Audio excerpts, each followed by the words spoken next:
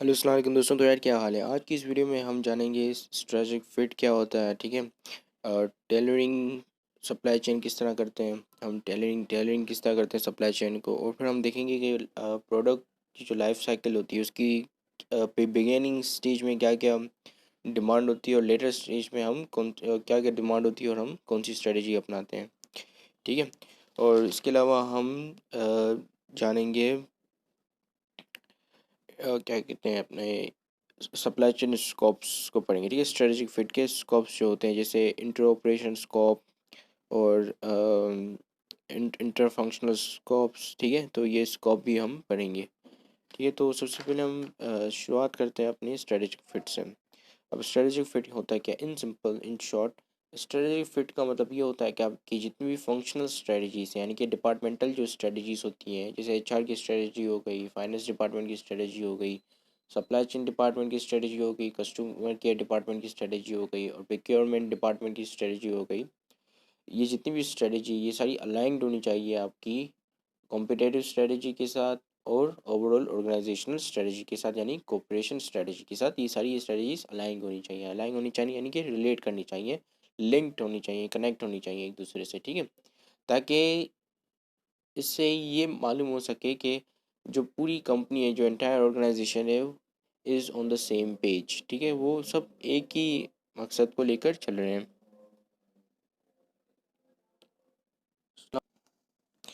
अब अगर आपको पता है कि इम्प्लाइड डिमांड अनसर्टेनिटी क्या होती है और डिमांड अनसर्टेनिटी क्या होती है सप्लाई चेन के कॉन्टेक्स्ट में, तो आप ये चीज़ आसानी से समझ जाओगे।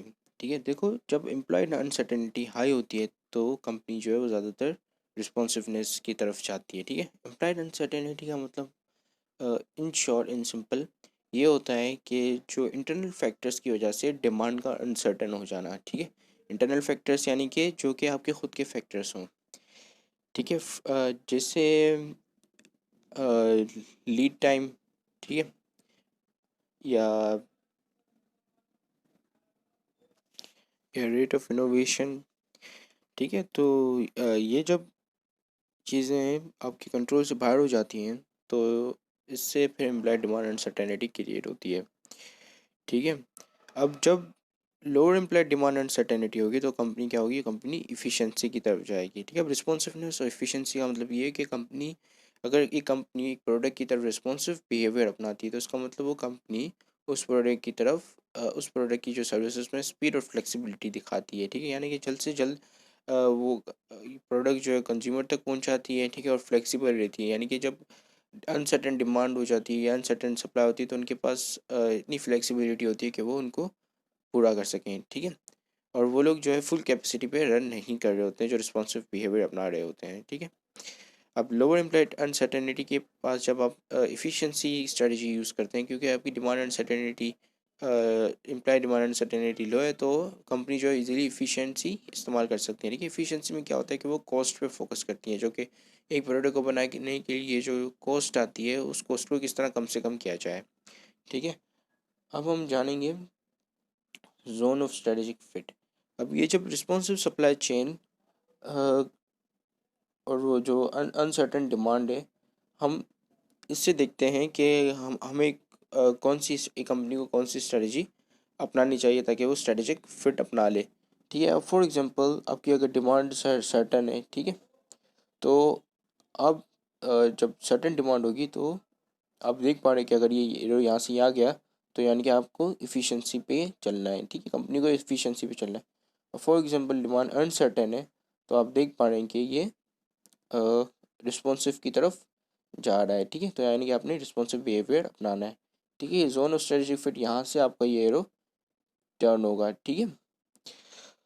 तो अब हम बात करेंगे tailoring the supply chain. Tailoring एक ऐसा मेथड है जिससे जिससे हम जो है मल्टीपल प्रोडक्ट की मल्टीपल स्ट्रेटजीज अपनाते हैं। जैसे एक प्रोडक्ट है उसको हम एफिशिएंसी के पास ले जा रहे हैं, वही कंपनी अपनी दूसरे प्रोडक्ट के लिए रिस्पॉन्सिव बिहेवियर अपना रही है। ठीक है।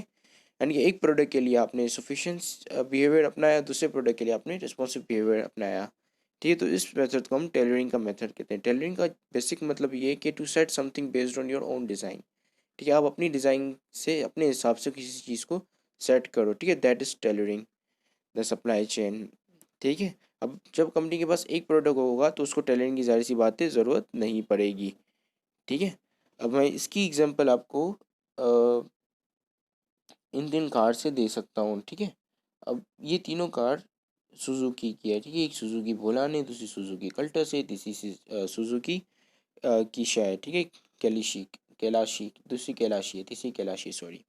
ठीक है, अब बोलान जो है वो एक मैच्योर प्रोडक्ट है। ठीक है, पहले अब मैं आपको बता देता हूँ कि ये जो इंट्रोडक्टरी लेवल पे जो प्रोडक्ट होता है ये इमेच्योर होता है। ठीक है, इसके लिए रिस्पॉन्सिव बिहेवियर अपनाती है। फिर जब ग्रोथ पे आता है तो इनिशियल जो ग्रोथ होती है उसके लिए रिस्पॉन्सिव, और जो एंड होने वाली ग्रोथ तो फिर इफ़िशियंसी अपनाती है। ठीक है, फिर जब मेच्योरिटी पे आता है प्रोडक्ट तो इफ़िशियंट, फिर उसके बाद प्रोडक्ट डिक्लाइन हो जाता है और फिर देन उसे अबेंडन किया जाता है।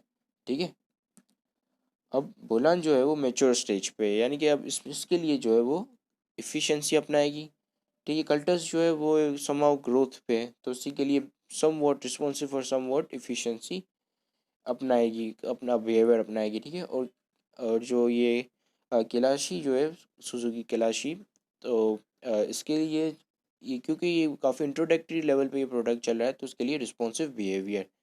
ठीक है, यानी कि कंपनी इसके लिए स्पीड और फ्लेक्सिबिलिटी दिखाएगी, इसके लिए some what speed and some what flexible, और बोलान के लिए इफ़िशियंसी।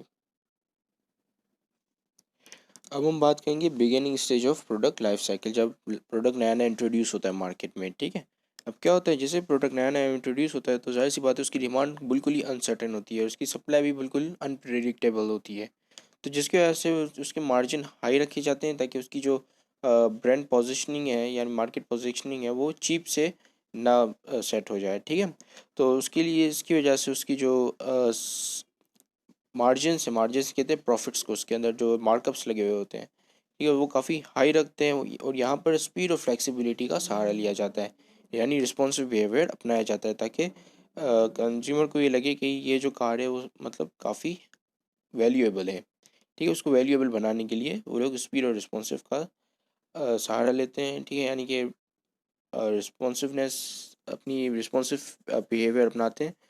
ठीक है, और वो कॉस्ट पे बिल्कुल भी फोकस नहीं करते हैं। ऐसे डीलर्स के पास जाते हैं जो मतलब एक्सपेंसिव हैं और वो कार को अच्छी तरीके से रिप्रेजेंट कर सकते हैं। ठीक है, so demand is very uncertain and supply में भी unpredictable, margin of an high end product availability is crucial to capturing the market, यानी कि प्रोडक्ट अवेलेबल हो, सर्विस लेवल कम ना हो। ठीक है, सर्विस लेवल यहाँ पर ज़्यादा रखते हैं। ठीक है, सर्विस लेवल कहते हैं प्रोडक्ट की अवेलेबिलिटी को। ठीक है, cost is of in secondary consideration, और कॉस्ट जो उसके ऊपर आती है वो सेकेंडरी कंसिडरेशन होती है, यानी कि उसको इतना कंसर्न नहीं करते कॉस्ट का, भले कितनी भी कॉस्ट है लेकिन प्रोडक्ट अच्छा होना चाहिए। ठीक है, अब दूसरा later stages of product life cycle, यानी कि जब प्रोडक्ट मेच्योर हो जाता है।